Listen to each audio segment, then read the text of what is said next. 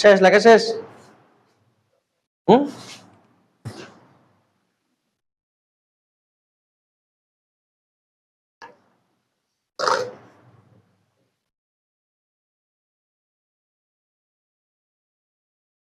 চাকাও লেখা শেষ। 1 2 3 বলতে দেখতেছি।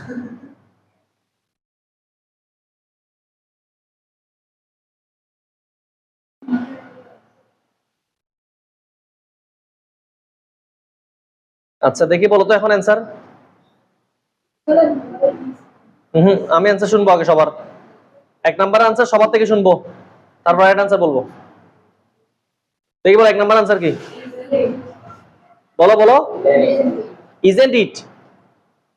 আচ্ছা কে কে লিখেছো ইজেন্ট? ইজেন্ট ইট বলতেছো। আচ্ছা ইজেন্ট ইট যদি হয়, যারা যারা ইজেন্ট ইট লিখেছো তারা একটু বলো তো কি ইজেন্ট নেগেটিভ হলো কেন? নাম্বার কাটা গেছে। ইজেন্ট লিখলে নাম্বার কাটা গেছে। সাদা লিখছো। ইজেন্ট কেন হলো? ডাজেন্ট লিখছো। এখানে বাক্যের মধ্যে ইজেন্ট দেখতেছো না চোখে? ডাজেন্ট করতে আসলো আবার।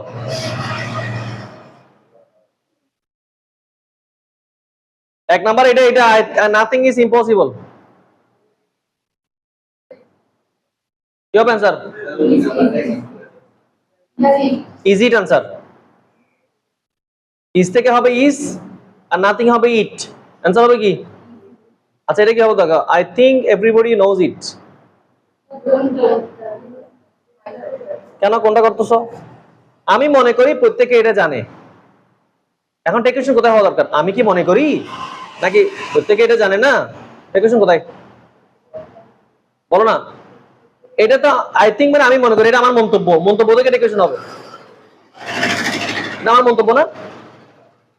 এখান থেকে হবে। তাহলে কি হবে অ্যান্সার বলো? ডাজেন্ট দিয়ে লিখেছো। আচ্ছা দেখি এটা কি হয়।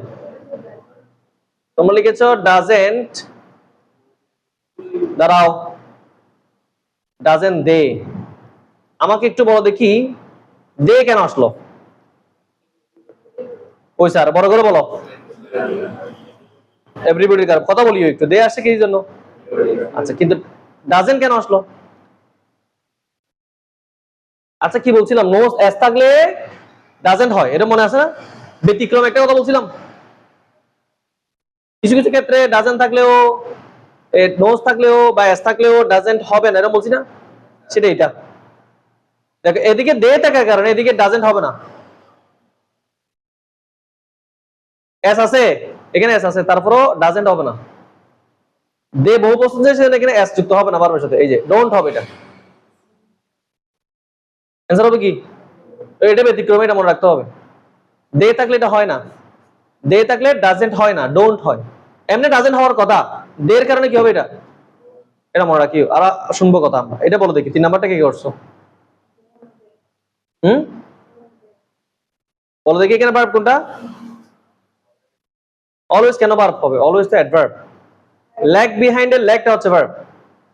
অলওয়েজ দেখে বললো আনসার ভুল হবে। অলওয়েজ ভার্ব তো না, সব সময় এটা ভার্ব কেন হবে? ল্যাগ বিহাইন্ড মানে পিছনে পড়ে থাকা।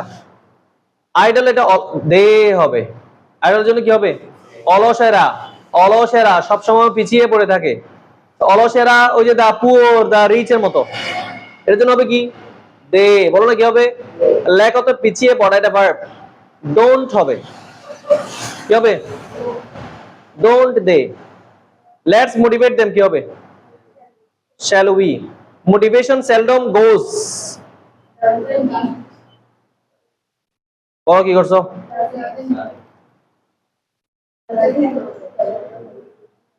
ডাজেন্ট হবে না তো, সেলডম আছে না?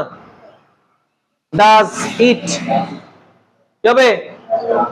Does it. ডাজ ইট কেন? ইট কেন? মোটিভেশন থেকে ইট। মোটিভেশন ওটা হবে ইট। মোটিভেশন মানে উৎসাহ দেওয়া, কাউকে উদ্দীপনা দেওয়া। আর গোসটা নেগেটিভ হলে ডাজ হবে, পজিটিভ হলে ডাজ হবে। আর কি এখানে সেলডম যেহেতু আছে নেগেটিভ হবে না। বুঝতে পারছো? যাই হোক আমরা মোটামুটি করলাম, বেশ আর কম বুঝছি। এটা নিয়ে আমি রুলস সহ একটা ফুল ক্লাস দিতে পারি কিনা দেখি। তোমাদের প্র্যাকটিস করে করে আগাইতে হবে, উপায় নেই। আচ্ছা, সর্বশেষ আমরা যে টপিকটা নিয়ে পড়ছিলাম তোমাদেরকে আজকে সেখান থেকে কয়েকটা রুলস দিয়ে আজকে ক্লাস শেষ করি। তোমরা আমাকে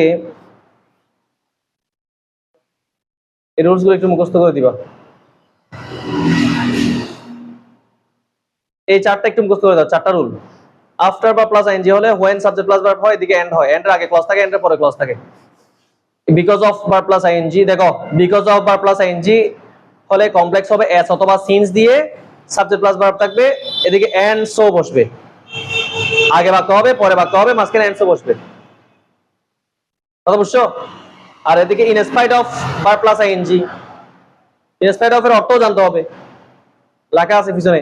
in spite of verb plus ING হলে কমপ্লেক্স হবে দো সাবজেক্ট প্লাস ভার্ব, আর বাট হবে কম্পাউন্ডে গিয়ে, আগে ক্লজ পরে ক্লজ মাঝখানে বাট।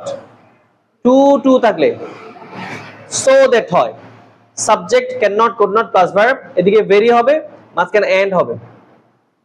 মুখস্থ করো দেখি, একদম দাঁড়িয়ে কমা ফুল স্টপ সব মুখস্থ করে ফেলো।